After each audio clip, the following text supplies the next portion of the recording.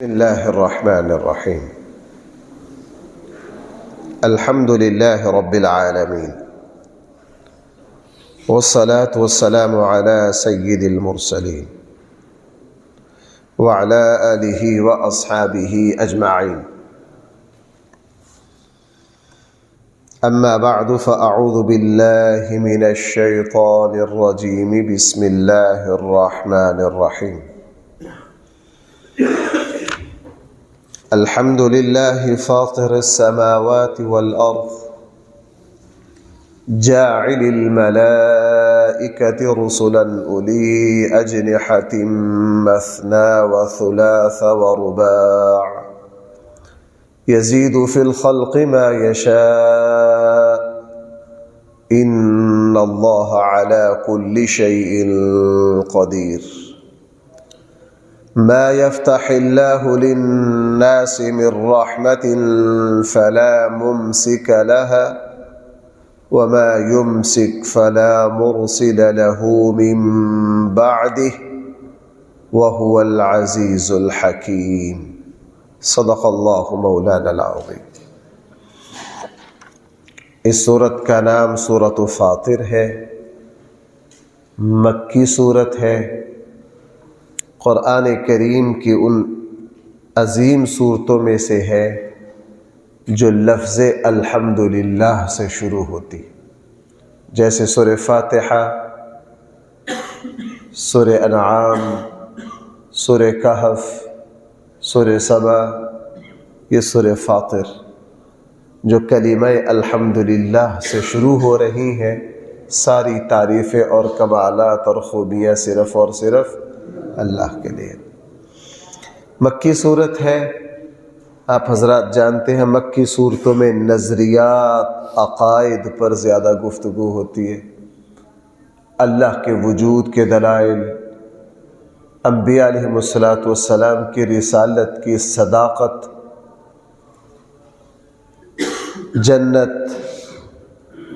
جہنم، کافروں کے سوالات کے جوابات، پہلی قوموں کی بربادی کے اسباب، مرنے کے بعد کی زندگی، اللہ کی قدرت، یہ چیزیں مکی صورتوں میں زیادہ بیان کی جاتی ہیں. اس صورت میں بطور خاص اللہ تعالیٰ کی قدرت پر عجیب طرح کے دلائل اس صورت میں اللہ تعالیٰ نے قرآن کریم نے ذکر کی. اس لیے اس کے آغاز ہی یہاں سے کیا الحمدللہ. ساری تعریفیں اس اللہ کے لیے ہے، فاطر السماوات والارض، جس نے آسمانوں اور زمینوں کو بنایا. فاطر اصل میں کہا جاتا ہے کسی چیز کو ابتدائی طور پر ایجاد کرنا، یعنی کوئی چیز پہلے اس کا کوئی نمونہ موجود نہیں تھا، کوئی نمونہ وہاں موجود نہیں تھا، اس سے پہلے کوئی مثال موجود نہیں تھی، کوئی آئیڈیا سامنے نہیں تھا. پھر کسی چیز کو دنیا کے سامنے لے آنا، اس کو کہا جاتا ہے فاطر. اور اللہ وہ ذات ہے، اس نے جو کچھ پیدا کیا ہے وہ ساری چیزیں ہی ایسی ہیں. یہ نہیں کہ اللہ کے سامنے اس کائنات کی اشیاء کے نمونے پہلے موجود تھے، یا دنیا میں کوئی اور جہان ہے وہاں اس طرح کی مخلوق ہے، ان کی کاپی کر کے ان کو اس طرح بنا لیا گیا ہے. نہیں، فاطر السماوات والارض، زمین و آسمان کے موجد اول، موجد حقیقی، جو بھی الفاظ کہہ لیجئے، وہ بھائی صرف اور صرف کون ہے؟ اللہ. دوسری بات، جاعل الملائکۃ رسلا، وہی اللہ ہے جنہوں نے فرشتوں کو رسلا، قاصد اور نمائندہ بنایا. فرشتے اللہ کے نمائندہ ہیں، اللہ کے قاصد ہیں، اس نظام کو چلا رہے ہیں. احادیث مبارکہ میں، قرآن کریم میں فرشتوں کی ڈیوٹیاں، ان کے تذکرے، ان کے کام، ان کی تفصیلات قرآن و سنت میں بہت ساری جگہ اس کا تذکرہ موجود ہے۔ مثلا ہمارے آقا صلی اللہ علیہ وسلم جب طائف سے بہت زیادہ دکھی اور مصیبتیں اٹھا کر واپس تشریف لائے، کافی دور چلے گئے، مکہ کے قریب آ گئے، تو ہمارے آقا کریم علیہ السلام نے ارشاد فرمایا کہ میں نے یہ دیکھا کہ ایک بدلی جو ہے وہ میرے اوپر سایہ کیے ہوئے ہے، ایک بدلی میرے اوپر سایہ۔ جب وہ بدلی میرے قریب آئی تو میں نے دیکھا اس میں جبرائیل علیہ السلام، انہوں نے مجھے سلام کیا، مجھے آواز دی، میں نے ان کی طرف دیکھا، اور حضرت جبرائیل نے پھر مجھے یہ بتایا میرے ساتھ وہ فرشتے ہیں جن کے پاس پہاڑی نظام ہے، ان فرشتوں نے بھی مجھے سلام کیا، اور سلام کرنے کے بعد مجھ سے اجازت مانگی، اگر آپ اجازت دیں، حکم دیں تو ہم مکہ کے دو پہاڑوں کو ملا کر ان طائف والوں کو اس کے اندر پیس کر رکھ دیں، انہوں نے آپ کو تکلیف پہنچائی۔ تو میں نے ان فرشتوں سے کہا نہیں، اگر یہ ایمان نہیں لائے تو ان کی نسلیں آگے جا کر ایمان لانے والی ہوں گی۔ رسول اللہ صلی اللہ علیہ وسلم نے، انبیاء علیہ السلام نے فرشتوں کو دیکھا، صحیح مسلم میں آتا ہے۔ رسول اللہ صلی اللہ علیہ وسلم نے فرشتوں کی تفصیلات، آپ جب معراج پر گئے آپ نے دیکھا کہ آسمانوں پر کس طرح فرشتے، ہر دروازے پر فرشتوں سے کس طرح ملاقات ہوئی، فرشتوں کی تفصیلات کو خود آنکھوں سے دیکھا۔ قرآن کریم میں حضرت مریم کی طرف فرشتہ آنے کا تذکرہ ہے، حضرت موسیٰ علیہ السلام کی والدہ کے پاس فرشتہ کے آنے کا تذکرہ ہے، حضرت اسماعیل علیہ السلام کی والدہ حضرت اسحاق کی والدہ کے پاس فرشتے کے آنے کا تذکرہ ہے۔ تو ملائکہ اور فرشتے جو ہے یہ ایک نورانی مخلوق ہے، اللہ کی نمائندہ ہے، اس پورے کائنات کو چلا رہی ہے، اس کا تذکرہ قرآن کریم میں بھی ہے، اور اس کا تذکرہ رسول اللہ صلی اللہ علیہ وسلم کے احادیث میں بھی ہے۔ خام خواہ فرشتوں کا انکار کرنا یہ حقیقت میں قرآن کریم اور سنت رسول اللہ کا انکار کرنا ہے۔ یہ بھائی کیا کرنا ہے؟ انکار کرنا ہے۔ یہ کوئی دلیل نہیں ہے، یہ کوئی دلیل نہیں ہے کہ چونکہ یہ ہمیں کبھی نظر نہیں آئے، جو چیز نظر نہ آئے وہ ہوتی بھی نہیں ہے، یہ کوئی دلیل نہیں ہے۔ آج لوگ اسی کو بنیاد بناتے ہیں کہ جی فلاں چیز نظر تو نہیں آتی۔ چند دن پہلے ہمیں ایک قاری صاحب مجھ سے بات کر رہے تھے ہمارے یہاں کہ جی فلاں صاحب سے میری بات ہوئی، وہ کہتا یار تم کہتے ہو عذاب قبر ہوتا ہے، دکھاؤ کدھر ہوتا ہے۔ میں کہا یار کیسی جاہلانہ بات ہے، یعنی جو چیز ہمیں نظر آئے گی ہم اس کو مانیں گے۔ اصول کیا بنایا؟ جو چیز ہمیں نظر آئے گی ہم اسے مانیں گے۔ جی جب عذاب قبر نظر نہیں آتا، ہم یہ دیکھتے ہیں مرنے والا بے جان، قبر کے اندر کچھ بھی نہیں، لہذا کوئی عذاب قبر نہیں، کوئی ثواب قبر نہیں، اس لیے کہ ہمیں نظر نہیں آتا۔ میں نے ان سے کہا یار ان سے پوچھئے آیا تمہارے اندر روح ہے؟ اس کا تو نہیں انکار کر سکتے۔ کیوں بھائی؟ میں نے کہا ان کو کہو ذرا دکھائیے روح کدھر ہے۔ ایک بندے کی عمر 80 سال ہے تو اس کے اندر کتنا عرصہ روح رہی ہے؟ اسے کہو یار 80 سال جو تیری روح جو اصل ہے، جسم تو اصل نہیں ہے، یہ تو یہاں کی غذا کھا کے پیدا ہوا، یہی گل سڑ جائے گا، اصل چیز تو روح ہے، وہ ذرا دکھاؤ کدھر ہے روح، وہ دکھاؤ ذرا روح کدھر ہے۔ اب روح نظر نہیں آتی، جو چیز نظر نہیں آتی تم اس کا انکار کرتے ہو، تو روح کا بھی تو انکار کرو بھائی، روح کا بھی تو کیا کرو؟ انکار کرو۔ اس لیے یہ کوئی اصول نہیں ہے کہ بھائی جو چیز مجھے نظر نہیں آتی، آج سے پہلے 10 چیزیں نظر نہیں آتی تھی بھائی، یہ جو آج سے 100 سال پہلے کسی کو کہو جیب میں اس طرح کا ایک چیز ہوگی، اس کو یوں بٹن ملائیں گے 1 منٹ میں امریکہ بات ہو جائے گی فلاں، کوئی ماننے کے لیے تیار ہے؟ یہ تو کوئی بات نہیں۔ اب ہمیں نہیں پتا تھا شعاع موجود ہیں، اب جدید چیزوں نے ثابت کر دیا بھائی فضا میں ہر چیز کی شعاع موجود ہیں یا نہیں موجود ہے۔ تو یہ اصول ہی غلط ہے۔ اس لیے ہمارے یہاں ایسے لوگ بھی پائے گئے جنہوں نے فرشتوں کا انکار کر دیا. یہ قرآن کا انکار ہے. دیکھو قرآن کے انداز کیا بتا رہا ہے. ان تتوبا الى اللہ فقد صغت قلوبکما وان تظاہرا علیہ فان اللہ هو مولاه وجبریل وصالح المؤمنین والملائکۃ بعد ذلك ظہیر. بھائی سورہ قدر میں کیا ہے؟ تنزل الملائکۃ والروح، فرشتے اترتے ہیں، حضرت جبریل علیہ السلام اترتے ہیں.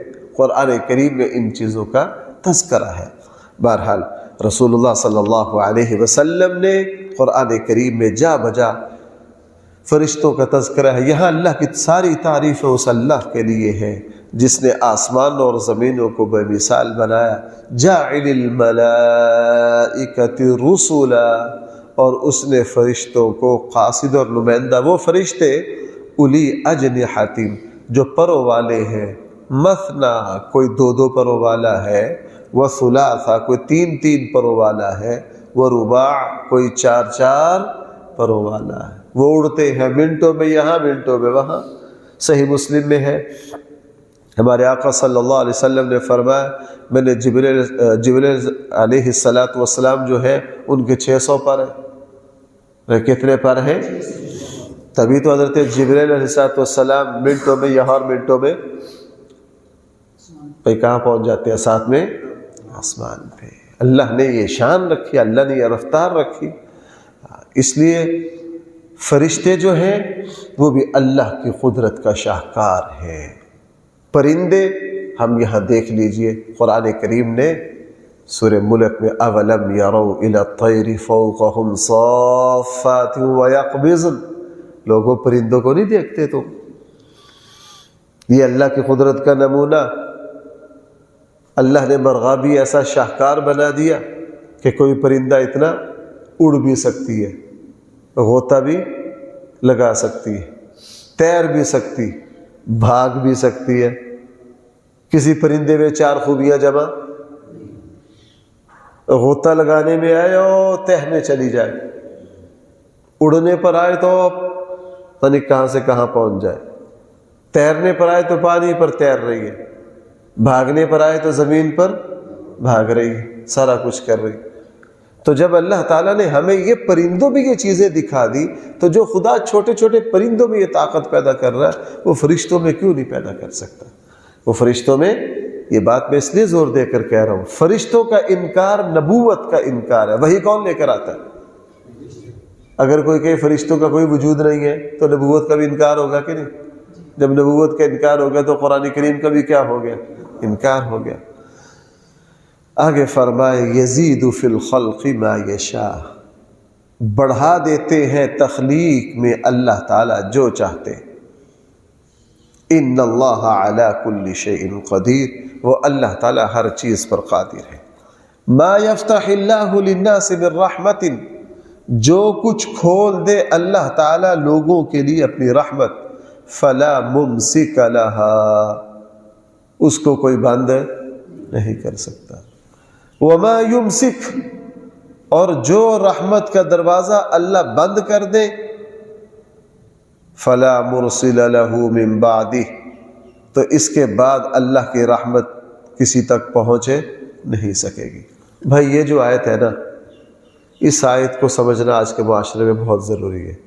قرآن کریم یہ کہہ رہا ہے نفع نقصان کے مالک اللہ. اللہ جب کسی کو کوئی فائدہ پہنچانا چاہے، دنیا کی کوئی طاقت روک، وَإِن يَمْسَسْكَ اللَّهُ بِضُرٍّ فَلَا كَاشِفَ لَهُ إِلَّا هُوَ وَإِن يَمْسَسْكَ بِخَيْرٍ فَلَا رَادَّ لِفَضْلِهِ.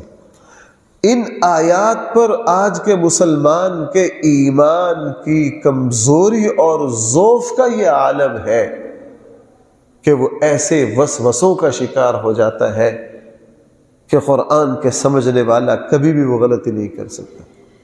ہمارے یہاں لوگ کیا کہتے ہیں کہ جی رشتے آتے بندش ہو گئی ہے.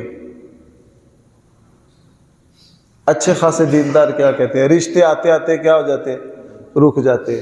بھائی کوئی روک سکتا ہے؟ میری سمجھ میں نے اس کو بہت پڑھنے کی، سمجھنے کی کوشش کی، آیا کوئی روک سکتا ہے کہ جی کاروبار چلتا ہے، اکثر بیچارے لوگ آ جاتے ہیں بڑی بڑی دور سے، جی مفتی صاحب جی ہمیں اندازہ ہو جاتا ہے یہ طلاق کا مسئلہ ہونا ہے یا اس طرح کا ہونا ہے، کوئی علمی تحقیق کرنے تو کوئی آئے جو قرآن کی آیت کا اس مطلب کیا ہے، یہ تو کبھی کوئی پوچھنے آتا ہی نہیں، یہ تو کبھی کوئی پوچھنے، جب بھی کسی نے آنا خواتین دروازے میں دستک دینے میں پتہ ہوتا ہے 2-3 مسئلوں میں سے کوئی نکلنا ہے، یا طلاق نکلنے یا اس طرح کا نکلنا ہے کہ جی کاروبار چلتا ہے، پھر یوں لگتا ہے جیسے کسی نے گرہ لگا دی، جیسے کسی نے کیا لگا دی، یار قرآن کہہ رہا نہیں، دل نہیں مانتا ان چیزوں کو۔ ما یفتح اللہ للناس من رحمت، اللہ تعالیٰ جب کسی انسان کو رحمت پہنچانے کا فیصلہ کر لے فلا ممسک لہا، اس کو کوئی روک، وما یمسک فلا مرسل لہ من بعد، اگر اللہ دروازہ بند کر دے تو کوئی یہ دروازہ کھول نہیں سکتا۔ مجھے یوں لگتا ہے جب ایمان کمزور ہو جاتا ہے تو پھر اللہ تعالی دلوں میں اس طرح کے گرہیں لگا دیتے ہیں۔ لہٰذا کاروبار ہو، اولاد کے رشتے ہوں، اس میں کوئی بندش، کوئی رکاوٹ ڈال نہیں سکتا۔ اگر کسی کو لگے کہ یار کوئی بندش ہے، کوئی رکاوٹ ہے، وہ انہی آیات کا ورد کرے تاکہ اس کا ایمان بڑھے۔ بھائی وہ کیا کرے؟ انہی آیات کو پڑھے، ما یفتح اللہ للناس من رحمت فلا ممسک لہا۔ یہ اللہ تعالیٰ نے یہ چیزیں مخلوق کے ہاتھ میں نہیں دی، اور یہ اللہ نے اچھا کیا۔ اگر اللہ یہ معاملات انسانوں کے ہاتھوں میں دیتا تو انسان تو کھا جاتے ایک دوسرے کو۔ بہت ساری مرتبہ خیال آتا ہے میرے اللہ یہ اختیارات آپ ہی کے ہاتھ میں زیب دیتے۔ بھئی یہ کس کے ہاتھ میں زیب دیتے؟ اسی ذات۔ یہ اختیارات ہمارے پاس ہونے ہی نہیں چاہیے۔ یہاں تو بھائی بھائی کو پانی نہ دے، یہاں تو بھائی کو پانی نہ دے۔ یہ نظام اس ذات کے ہاتھ میں ہی مناسب ہے، اور اسی کے ہاتھ، آپ یوں کہہ لیجئے یہ سارے اختیارات اسی کے ہاتھ میں جچتے، اسی کے ہاتھ میں۔ اس لیے قرآن کریم نے 2 ٹوک یہاں کہہ دیا۔ آگے فرمایا وَهُوَ الْعَزِيزُ الْحَكِيمُ، وہ بہت طاقتور بھی ہے۔ ایسا نہیں وہ آپ کو کوئی رزق دینا چاہ رہا کو بند کر دے، سوال ہی پیدا نہیں ہوتا۔ ایمان مضبوط ہو، بھئی کیا ہو؟ ایمان مضبوط ہو، کچھ بھی نہیں ہوتا۔ جہاں جہاں لوگ یہ باتیں کرتے ہیں ایمان میں ضعف ہے کہ جی میں بیٹے کو باہر بھیجنا چاہتا ہوں، وہ کاغذات چلتے چلتے آگے جا کے رک جاتے ہیں۔ وہ کون روکتے ہیں؟ کسی بندے کے اختیار میں نہیں ہے۔ ہم بیٹی کا رشتہ کرنا چاہ رہے ہیں، کسی نے بندش کر دیا، رشتے نہیں ہوتا۔ بھائی کسی نے کوئی بندش نہیں کی۔ آپ کے ایمان میں کمزوری ہے، اللہ سے مانگنے میں کمزوری ہے، دعا میں کمزوری ہے۔ کون مائی کا لال اللہ سے فیصلہ کراؤ، کون روک سکتا ہے؟ بھائی اللہ سے کیا کراؤ؟ فیصلہ کراؤ، کوئی نہیں۔ اس سال حج پہ ایک دوست بتا رہے تھے، کہنے لگے جناب دعا کرتے رہے، آخری دن پیسے جمع کرانے کا، آخر پر جاتے جاتے پچھلے سال کرتے کہنے لگے عین موقع پر آخری دن دعا میں یوں لگا کہ اللہ نے اب سن لی۔ اللہ نے اب کیا کر لیا؟ 24 گھنٹوں میں یوں رخ بنتے اللہ نے سارے اسباب جوڑ دیے۔ اس لیے بھائیوں خصوصاً گھر کی خواتین کو یہ باتیں سمجھانے کی ضرورت۔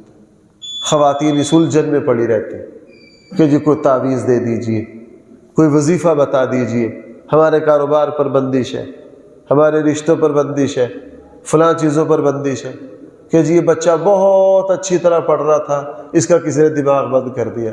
کسی نے کوئی دماغ نہیں بند کیا، یار کون کر سکتا ہے؟ نظر لگنا بالکل ہے، اس لیے میں نظر کا دم کر دیتا ہوں، بتا دیتا ہوں، چونکہ نظر لگنا حدیث میں ہے۔ باقی کوئی کسی کا دماغ بند نہیں کر۔ ہاں نظر کا لگ جانا ٹھیک ہے، ہمیں مصیبت سے بچنے کی دعائیں حضور نے سکھائی ہے۔ اولاد کے لیے عافیت مانگو، خیریت مانگو، ان کے نام پر صدقہ کرو، ان کی زیادہ دوسروں کے سامنے تعریفیں نہ کرو، اس سے نظر لگتی ہے۔ ان کو نظر سے بچاؤ، ان کو حسد سے بچاؤ، یہ چیزیں بالکل ہیں۔ لیکن کسی کے اختیار میں دماغ بند کرنا یہ نہیں ہے۔ وہ ایک خاتون یہاں بڑی دفعہ آئی کہ جی فلاں نے ہمارے اوپر بندش کر دی۔ میں نے کہا یار اگر وہ بندش کرنے والے موجود ہیں تو کھولنے والے بھی تو کوئی ہوں گے، ہمیں تو کھولنے والا آج تک ملا نہیں، ہمیں تو کھولنے والا آج تک۔ لاہور میں میرے ایک ساتھی ہیں، بڑی قسمتیں کھولتے ہیں، لائنیں لگی ہوتی ہیں ان کی، اور جب ہمارے ساتھ پڑھتے تھے نورانی قاعدہ بھی نہیں آتا تھا، نورانی فا اور سین کے فرق میں 3 مہینے پھنسے رہتے، اتنے سائیں بندہ تھے۔ اب لاہور لائن لگی ہوتی ہے، قسمتیں کھل رہی۔ میں نے کہا یار یہ کس طرح کھولتے ہو، ہمیں بھی بتاؤ۔ کہنے لگا مفتی صاحب ہم جب کوئی تعویذ لینے آتا ہے نا، ہمیں اس کی حیثیت کا فوراً اندازہ ہو جاتا ہے۔ اگر تو بندہ ماڑا ہو، اسے کہتے ہیں یار کوئی گل نہیں، وہی جو آپ ہمیں یہ ایتیں سناتے ہیں نا، تو ماڑے کو ہم یہ ایتیں سنا کے بھگا دیتے ہیں۔ جب کوئی تگڑا آتا ہے، مالدار آتا ہے، ہمیں پتہ ہے پیسے دے گا، اسے کہتے ہو ہو تیرے اوپر تو یوں ہو گیا، یوں ہو گیا، یوں ہو گیا۔ غریب کو ہم بھگا دیتے ہیں۔ یہ کل من علیہا فان، یہ ساری ایتیں ہم نے یاد کر رکھی۔ کس کے لیے؟ غریب کے لیے۔ غریب کو ہم یہ ایتیں سنا کے بھگا دیتے ہیں، ہمیں پتہ ہے اس نے دینا ہے نہیں، دم کا 500 روپے دینا ہے، اور ہم نے لینا ہے 5 لاکھ روپے۔ جب دیکھ لیا یہ مالدار ہے، یہ مالدار ہے، میں نے اسے کہا، میں کہ یار تم اتنی قسمتیں کھولتے ہو، اور تمہاری بہن تو بیچاری زکوٰۃ مانگتی ہے محلے میں، ان کی بھی قسمت کھول دو، ان کی بھی کیا کر دو۔ اس لیے بھائی یہ جاہلانہ باتیں کہ لوگوں نے پیشہ بنا لیا۔ جاؤ اور سندھ میں چلے جاؤ، سندھ کا ہر امام عملیات سے منسلک ہے۔ لوگوں نے عملیات کے کام کر کر کے جھوٹ، فراڈ، پتہ نہیں کون کون سی۔ میں دم کا انکار نہیں کرتا، احادیث میں یہ باتیں ہیں، کیا احادیث میں یہ باتیں، لیکن جھوٹ اور لوگوں کے اللہ معاف فرمائے۔ حقیقت یہ ہے کہ جہاں اگر ٹھیک ہے جی مان لیتے ہیں 2 منٹ کی، کہیں بندش ہے بھی ہے نا، تو قرآن کی آیتوں کو صبح شام پڑھو۔ بھائی میں نے آج آپ کو ایک وظیفہ بھی بتا دیا، میں وظیفہ والا پیر ہے تو نہیں ہوں، لیکن بتا دیا۔ اگر کسی کو کہیں بندش کا خطرہ ہو تو کیا کرے؟ اس آیت کو پڑھے، ما یفتح اللہ للناس من رحمت فلا ممسک لها وما یمسک فلا مرسل له من بعدہ وهو العزیز الحکیم۔ اللہ تعالیٰ مجھے اور آپ کو قرآن کریم کی صحیح سمجھ عطا فرمائے۔ الحمدللہ رب العالمین، والصلاة والسلام علی سید المرسلین وعلى آلہ واصحابہ اجمعین۔ ربنا آتنا فی الدنیا حسنہ وفی الآخرة حسنہ وقنا عذاب النار۔ صلی اللہ تعالی علی خیر خلقہ سیدنا و مولانا محمد وآلہ واصحابہ اجمعین برحمتک یا ارحم الراحمین۔